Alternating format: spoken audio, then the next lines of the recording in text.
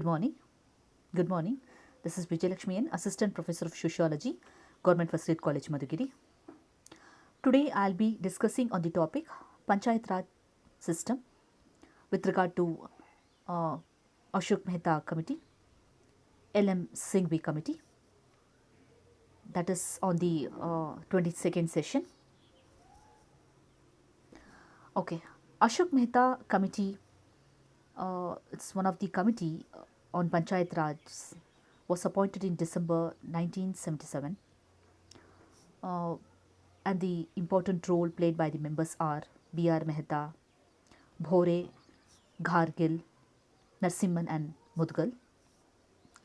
This is almost to revive and strengthening the decline of Panchayat Raj system in the country. So this is one of the other responsibility undertaken to equip the Panchayat Raj system in this direction to constitute the better governance for the local self authorities and government. The key recommendations of Ashok Mehta committee is as follows. That is, firstly, to regard with the three-tier system that should be placed with the, that should be replaced with the two-tier system. Before in Balwant Rai committee, we have I've seen that it has given importance to three-tier system. But here in this, we can see that it has been replaced by two-tier system. ಎರಡು ಚಕ್ರಗಳ ಒಂದು ಎರಡು ಹಂತಗಳ ಒಂದು ಆಡಳಿತವನ್ನು ನಾವಿಲ್ಲಿ ನೋಡೋದಾದರೆ Zilla Parishad and Mandal Panchayat that will play a very important role. Okay, at the district level, when we speak about the district level, this will be the first level supervision after the state level. So the district level becomes very active, and the key priority will be as we have understood when they have been initiated with the work. The key recommendations of Ashok Mehta committee is the Zilla Parishad should be an executive body, and it will be responsible for planning at the district level. So planning is very important criteria. At the district level, it becomes much more responsible to plan about the things, about the level of administration to being carried out. ಇವತ್ತು ಯೋಜನೆಗಳನ್ನು ಈ ಒಂದು ಲೆವೆಲಲ್ಲಿ ನೋಡ್ತಕ್ಕಂಥದ್ದು ತುಂಬ ಸುಲಭವಾದಂತಹ ಒಂದು ವಿಷಯ ಅಲ್ಲ. ಏಕೆಂದರೆ planning it self has been lots of loop holes.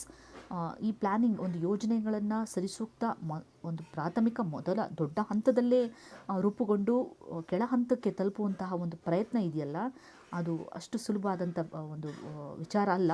But ಇದಕ್ಕೆ ರೆಸ್ಪಾನ್ಸಿಬಲ್ ಆಗಿ ಹೆಚ್ಚು ಗುರ್ತಿಸ್ತಕ್ಕಂಥ district level, it will become a very active to play the role. And institution like Zilla Parishad and Mandal Panchayat to have a compulsory taxation power.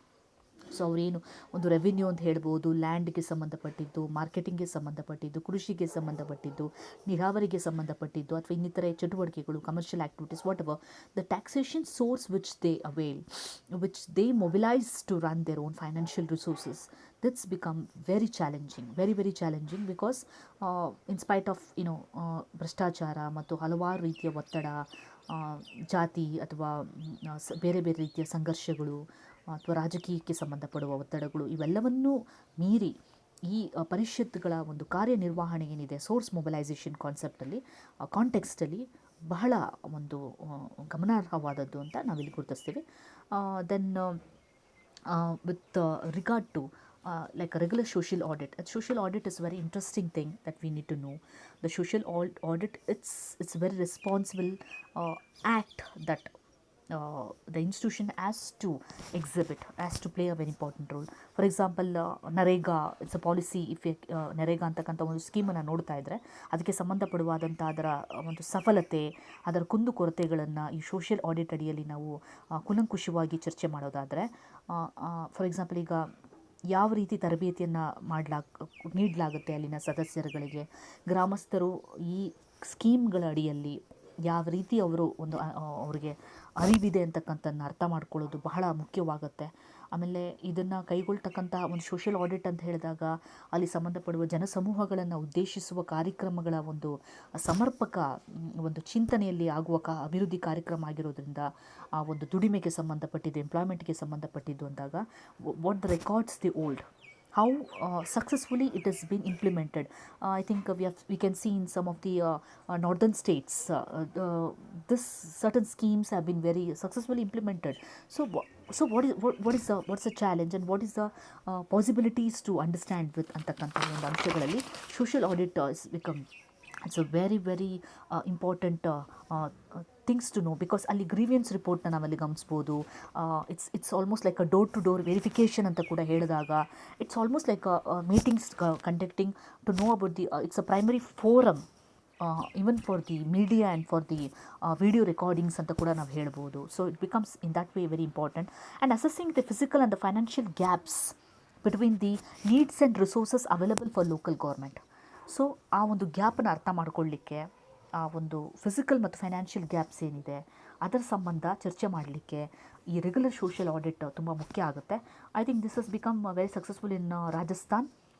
That is ಈ 77 ದಿನಗಳ ಒಂದು ಉದ್ಯೋಗ ಅಂತಕ್ಕಂಥ ನಾವೇನು MG ನರೇಗಾಗೆ ಸಂಬಂಧಪಡುವಾಗಿ ಮಾತಾಡ್ತಿದ್ವಿ, ಉದಾಹರಣೆ ಕೊಡ್ತಾ ಇದ್ವಿ. ಅದೇ ರೀತಿಯಲ್ಲಿ like house holds can claim a maximum number of days of getting I mean the beneficiaries in this schemes ಅಂತ ಕೂಡ ನಾವಿಲ್ಲಿ ಗುರುತಿಸ್ತೀವಿ. Okay, representation of the political parties. So, other important thing that we can identify is representation of political parties in the at the level, the Panchayat elections. ಈಗಾಗಲೇ ನಾನು ಹೇಳಿರೋ ಹಾಗೆ 73rd amendment ತುಂಬ clear ಕಟ್ಟಾಗಿ ಏನು ಅಲ್ಲಿ ಅರ್ಥ ಮಾಡ್ಕೊಳ್ತೀವಿ ಅಂತಂದರೆ, political parties impact on elections ಯಾವ ರೀತಿ ಇರಬಾರ್ದು ಮತ್ತು ಯಾವ ರೀತಿ ಅದರ ಒಂದು ಪರಿಣಾಮಗಳನ್ನು ನಾವು ಗುರುತಿಸ್ಬೋದು, ಅಡ್ರೆಸ್ ಮಾಡ್ಬೋದು ಅನ್ನೋದ್ರ ಬಗ್ಗೆ ಎಲ್ಲ ಕಾನ್ಸ್ಟಿಟ್ಯೂಷನಲಿ ಗೈಡ್ಲೈನ್ಸ್ಗಳಿದ್ದಾವೆ. ಒಂದು ಅವ್ರದ್ದೇ ಆದ ನ್ಯಾಯಬದ್ಧವಾದ ಶಾಸನಬದ್ಧವಾದ ಮಾನದಂಡ ಇದ್ದಾವೆ. But representation it's obviously like ಒಂದು ಶಕ್ತಿಯ ಪ್ರದರ್ಶನ ಅಂತ ಹೇಳಿದಾಗ, ಪ್ರಾತಿನಿಧಿತ್ವ ಅಂತ ಹೇಳಿದಾಗ, ಅಂಥ ಸಂದರ್ಭದಲ್ಲಿ ಒಂದು ಒಳ್ಳೆಯ ಕಾರ್ಯಕ್ಕಾಗಿ ನಿರ್ವಹಿಸಬಹುದಾದ ಒಂದು ಕಾರ್ಯತಂತ್ರ ಆದರೆ that will be okay. Otherwise it does not make any sense when you go with the lobbies and all that. So ಆ ಅರ್ಥದಲ್ಲಿ ಹೇಳಿದ್ದು. So there should be a proper representation of political parties. It's not like creating chaos, confusions, ಗೊಂದಲಗಳನ್ನು ಮಾಡೋದು, ಬೇರೆ ಬೇರೆ ಮಾನದಂಡಗಳನ್ನು ಪ್ರಯೋಗ ಮಾಡ್ತಕ್ಕಂಥದ್ದು ಇದು ಸಲ್ಲದು ಅಂತಕ್ಕಂಥದ್ದು ನಾವಿಲ್ಲಿ ಪಂಚಾಯತ್ ಎಲೆಕ್ಷನ್ಸ್ ಕುರಿತು ನಾವಿಲ್ಲಿ ಹೇಳ್ತಕ್ಕಂಥ ಗುರುತಿಸ್ತೀವಿ. ಯಾಕಂದರೆ ಈ political parties activities also becomes very important. So service and all that, like responsibilities count in this regarding consideration. Okay, then provisions for regular elections that has to be done. A reservation to SC/STs in Panchayat, scheduled caste and scheduled tribes. It's a very core important part that to be considered. And the ministry for Panchayati Raj in State Council of Ministers. So ali state council of ministers ಅಂದರೆ ministries, what the ministry they hold in the sense, ಈ ಗ್ರಾಮೀಣ ಅಭಿವೃದ್ಧಿ ಸಚಿವಾಲಯ ಅಥವಾ ಸಚಿವರ ಪಾತ್ರ ಇಲ್ಲಿ ನಾವಿಲ್ಲಿ ನೋಡೋದಾದರೆ ಬಹಳ ಮುಖ್ಯವಾದಂತಹ ಒಂದು ವಿಷಯವನ್ನು ನಾವಿಲ್ಲಿ ಚರ್ಚೆ ಮಾಡಬೇಕಾಗುತ್ತೆ. For example rural employment schemes, ಗ್ರಾಮ ಪಂಚಾಯತಿಗೆ ಸಂಬಂಧಪಟ್ಟಿದ್ದು, ಕೃಷಿಗೆ ಸಂಬಂಧಪಟ್ಟಿದ್ದು, ಜಿಲ್ಲಾ ಮಟ್ಟದಲ್ಲಿ ಆಗ್ತಕ್ಕಂಥ ಸಮಸ್ಯೆಗಳನ್ನ ಪರಿಶೀಲನೆ ಮಾಡುವಂಥದ್ದು, ಅಥವಾ ಉನ್ನತ ಮಟ್ಟದ ಅಭಿವೃದ್ಧಿಯಲ್ಲಿ ಗ್ರಾಮೀಣ ಒಂದು ವಲಯವನ್ನು ಹೇಗೆ ತೆಗೆದುಕೊಂಡು ಹೋಗೋದು, ಆ ಸವಾಲುಗಳನ್ನು, ಎಲೆಕ್ಷನ್ಸ್ಗೆ ಸಂಬಂಧಪಡುವ ಸವಾಲುಗಳನ್ನು ಹೇಗೆ ಎದುರಿಸ್ಬೋದಾಗಿದೆ, ಅಥವಾ ಅರಿವಿಗೆ ಸಂಬಂಧಪಟ್ಟಿದ್ದು, ಎಜುಕೇಷನ್ಗೆ ಸಂಬಂಧಪಟ್ಟಿದ್ದು, ಫಾರ್ ಎವ್ರಿಥಿಂಗ್, ಇರಿಗೇಷನ್ಗೆ ಸಂಬಂಧಪಟ್ಟಿದ್ದು. So this ministries of Panchayat Raj in state council of ministers becomes very very relevant. Okay, now we focus on Singhvi committee on Panchayat Raj system. This is another detailed report or committee which will focus on the Panchayat Raj system that was appointed in India by the Government of India in 1986. The main objective to recommend steps to revitalize the Panchayat Raj system for democracy and development. So it is almost like revising or like revitalizing to boost up the function of the Panchayat Raj system, to uphold the value, the dignity of democracy and development. The democracy and development, both the concept have to tag within, together to move on the effectiveness of the Panchayat Raj system. Okay, the key recommendation of Singhvi committee and Panchayat Raj system, like considered what is the key the committee would recommend, is that the Panchayat Raj system should be constitutionally recognized. So ಶಾಸನಬದ್ಧವಾಗಿ ಗುರುತಿಸಿಕೊಳ್ಳುವ ಪಂಚಾಯತ್ ರಾಜ್ ಸಿಸ್ಟಮ್ನಲ್ಲಿ ಬೇರೆ ಯಾವುದೇ ರೀತಿಯಾದಂತಹ ಒಂದು ಪ್ರೇರಣೆ ಪ್ರಭಾವಕ್ಕೆ ಒಳಗಾಗದಲೆ ತನ್ನದೇ ಆದಂಥ ಒಂದು ಅಟಾನಮಿ ಅಡಿಯಲ್ಲಿ, like it has to work within its limit, it has to be bounded with its own freedom, autonomy and freedom, so that it should not get disturbed by any of the, for example, say political parties or any other thing, any other aspect which should not be hurdled in this context. So that should be a constitutionally recognized, so that it's almost like a strength to the Panchayat Raj system that we can look into in 73rd Amendment Act also. Okay, then constitutional provision to recognize free and fair elections. ಮತ್ತೊಮ್ಮೆ ಇಲ್ಲಿ ಸುಗಮವಾದ ಒಂದು ಸರಳವಾಗಿ ಕೈಗೊಳ್ಳುವ ಚುನಾವಣಾ ಕರ್ತವ್ಯ ಅಂತ ಹೇಳಿದಾಗ, ಈ ಚುನಾವಣಾ ಕರ್ತವ್ಯ, ಚುನಾವಣಾ ಜವಾಬ್ದಾರಿ, ಚುನಾವಣೆಗೆ ಸಂಬಂಧಪಡುವ ಎಲ್ಲ ಜವಾಬ್ದಾರಿಗಳನ್ನು ಹಾಗೂ ನಿರ್ವಹಿಸುವ ಚಟುವಟಿಕೆಗಳಿಗೆ ಸಂಬಂಧಪಡುವ ಹಾಗೆ ಇಲ್ಲಿ ಶಾಸನಬದ್ಧವಾಗಿ ಗುರುತಿಸಲ್ಪಡುವ ಯಾವುದೇ ರೀತಿ ಹಾನಿಗೆ ಒಳಗಾಗದೆ ಸವಾಲುಗಳನ್ನು ಇದು ಎದುರು ನೋಡಬಾರ್ದು ಅಂತಕ್ಕಂಥ ನಿಟ್ಟಿನಲ್ಲಿ ರೂಪಿತಗೊಳ್ಳಬೇಕು ಎಂಬುವಂತಹ ಒಂದು ಉದ್ದೇಶವನ್ನು ಇಲ್ಲಿ ಮುಂದೆ ಇಡಲಾಗಿದೆ ಅನ್ನುವಂಥದ್ದು. Okay, and reorganization of villages to make the Gram Panchayat more viable. So this is very interesting concept, because I think in Andhra government, maybe after 2007 we can get some references from this particular state, where they have been playing a very important role regarding this reorganization of villages to make the Gram Panchayat more viable. I think in such situation, what we can identify with regard to that reorganization of villages, that is understanding the capacity of Gram Panchayat. Understanding the capacity of Gram Panchayat, almost it's like a participatory development process. So ಅಂದರೆ ಯಾವುದೇ ಗ್ರಾಮಗಳು ಅಭಿವೃದ್ಧಿಯ ಒಂದು ಹಿನ್ನೆಲೆಯಲ್ಲಿ ಅಥವಾ ಅಭಿವೃದ್ಧಿಗೆ ಸಂಬಂಧಪಡುವ ಹಾಗೆ ಅದು ಹೊರಹುಳಿಬಾರ್ದು ಅನ್ನುವಂಥದ್ದು, ಅಥವಾ ಎಲ್ಲವನ್ನೂ ಕಾಳಜಿಯಿಂದ ನೋಡ್ತಕ್ಕಂಥದ್ದು, ಪರಿಗಣಿಸ್ತಕ್ಕಂಥದ್ದು ನಾವಿಲ್ಲಿ ನೋಡ್ಬೋದು. ಇನ್ that context, say for example like revenue villages ಅಂತ ಹೇಳಿದಾಗ ಅಲ್ಲಿ ಎಷ್ಟು ಜನಸಂಖ್ಯೆ ಇದೆ ಮತ್ತು ಯಾವ ರೀತಿ ಆದಾಯಕ್ಕೆ ಒಳಪಡುತ್ತೆ ಅಂತಕ್ಕಂಥ ಪರಿಗಣನೆಗೆ ತೆಗೆದುಕೊಳ್ಳುವಂಥದ್ದು, ಅಥವಾ ಲೈಕ್ ಅಲ್ಲಿನ ಜಾಗ್ರಫಿಕಲ್ ಫೀಚರ್ಸು, ಅಥವಾ ಅಲ್ಲಿನ ಕಮ್ಯುನಿಕೇಷನ್ನು ಫೆಸಿಲಿಟೀಸು, ಅಥವಾ ಮೂಲಭೂತ ಸೌಕರ್ಯಗಳಿಗೆ ಸಂಬಂಧಪಡುವ ಹಾಗೆ ಎಲ್ಲವನ್ನು ಕೂಡ ಪರಿಗಣಿಸಬೇಕಾಗತ್ತೆ. ಒಂದು ಹಳ್ಳಿಗಳಿಗೆ ಸಂಬಂಧಪಡುವ ಹಾಗೆ ಶೆಡ್ಯೂಲ್ಡ್ ಏರಿಯಾ, ಕಾಮನ್ ಏರಿಯಾ, ಅಥವಾ ಒಂದು ಡಿಸ್ಟೆನ್ಸ್ಗೆ ಸಂಬಂಧಪಡುವ ಹಾಗೆ ಎಷ್ಟು ಹೌಸ್ ಹೋಲ್ಡ್ಸ್ ಇದೆ, ಸೊ ಈ ಹಳ್ಳಿಗಳಲ್ಲಿ ಯಾವ ಥರ ಕುಂದುಕೊರತೆಗಳಿದೆ, ಯಾವ ಹಳ್ಳಿಗಳಲ್ಲಿ ಹೆಚ್ಚು ಸವಲತ್ತುಗಳಿದ್ದಾವೆ ಅಂತಕ್ಕಂತಹ ಒಂದು strategies, I mean to say ಒಂದು ಅಲೊಕೇಶನ್ಸ್ ಅಂತಲೇ ಹೇಳಿದಾಗ ಈ ಒಂದು ಸ್ಕೀಮ್ಗಳನ್ನು ಹಾಕ್ಕೊಳ್ಳಿಕ್ಕೆ ಬಹಳ ಸುಲಭ ಆಗುತ್ತೆ. In that context it's comprising with in the jurisdictions of Gram Panchayat. So reorganizing the village ಅಂದಾಗ that will play a very significant role. ಅಲ್ಲಿಗೆ ಯಾವುದನ್ನು ಕೂಡ ಹೊರ ಉಳಿಯುವಂಥ ಸಾಧ್ಯತೆ ಇರೋದಿಲ್ಲ. ಸಂಕಷ್ಟಗಳನ್ನು ಗುರುತಿಸ್ಬೋದು, ಅಲ್ಲಿ ಕೆಲವೊಂದು ಅಭಿವೃದ್ಧಿಯ ದೃಷ್ಟಿಕೋನದಲ್ಲಿ ಒಳಪಡಿಸ್ಬೋದು, ಇನ್ಕ್ಲೂಷನ್ಸ್ ಅಂತ ನಾವೇನು ಹೇಳ್ತೀವಲ್ಲ. ಸೊ ಹೀಗಾಗಿ ಎಜುಕೇಷನು, ಇರಿಗೇಷನ್ಸು, ಲ್ಯಾಂಡಿಗೆ ಸಂಬಂಧಪಟ್ಟಿದ್ದು, ಅಥವಾ ಬೇಸಿಕ್ ಫೆಸಿಲಿಟೀಸ್ಗಳನ್ನು ಅಲೋಕೇಶನ್ ಮಾಡಲಿಕ್ಕೂ ಕೂಡ I think the villages with good number of facilities and the villages which does not have some good facilities, which also like how could be considered and how it could be framed, how it could be included in this jurisdiction of Gram Panchayat ಅಂತಕ್ಕಂಥ ವಿಷಯಕ್ಕೆ ಬಹಳ ಮುಖ್ಯವಾದಂಥದ್ದು reorganization of village concept. Okay, then village panchayat should have more finances for their activities. So this more finances in the sense, as we all know, with the very shortage of finance or improper allocation of finance, ಅಥವಾ resource ಅಲೋಕೇಶನ್ಸಲ್ಲಿ ಇರ್ತಕ್ಕಂಥ ಪ್ರಾಬ್ಲಮ್ಸ್ಗಳು ಯಾವ ರೀತಿಯಾದಂತಹ ಒಂದು ಕುಂದುಕೊರತೆಗಳನ್ನು ನಿರ್ಮಾಣ ಮಾಡುತ್ತೆ ಅನ್ನಲಿಕ್ಕೆ ಇಂದಿನ pandemic situations ಕೂಡ ನಾವು ಅರ್ಥ ಮಾಡ್ಕೊಳ್ತೀವಿ. Today's pandemic situation is one such an example which will be remembered for a long period of time. Its impact will be remembered for a long period of time. I think even apart from this pandemic situation, many of the villages and its the places which comes under its jurisdictions in the Gram Panchayat level, we can find out lots of problem. ಈಗ ಶೌಚಾಲಯಕ್ಕೆ ಸಂಬಂಧಪಟ್ಟಿದ್ದು, irrigation, ಮೂಲಭೂತ ಸೌಕರ್ಯಗಳಿಗೆ ಸಂಬಂಧಪಟ್ಟಿದ್ದು, ಎಜುಕೇಷನ್ಗೆ ಸಂಬಂಧಪಟ್ಟಿದ್ದು, okay, hospitals, the main care to be considered, the main area that could not be neglected, hospitals. This it's a hell lot of problems that we have been understanding, we have been identifying all throughout the years.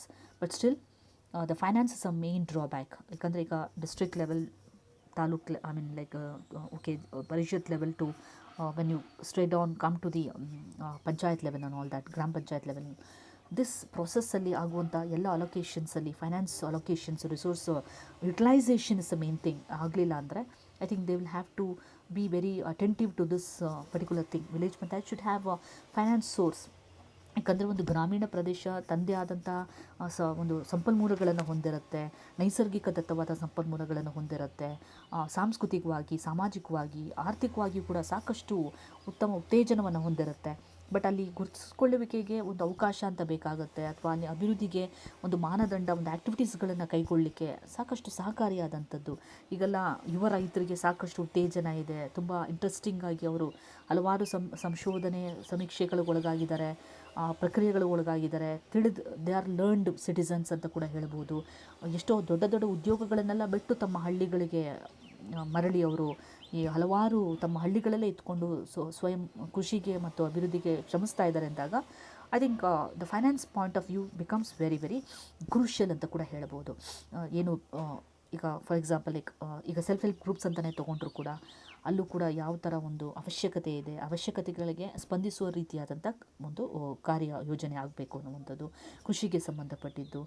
ನೋಡಿ, ಅವಾಗೇ ನಮಗೆ ರಾಜ್ಯಗಳ ನಡುವಿನ ವ್ಯತ್ಯಾಸಗಳು ಗೊತ್ತಾಗುತ್ತೆ.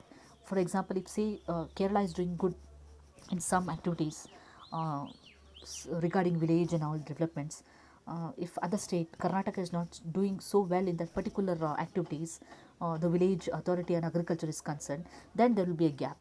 So what we require is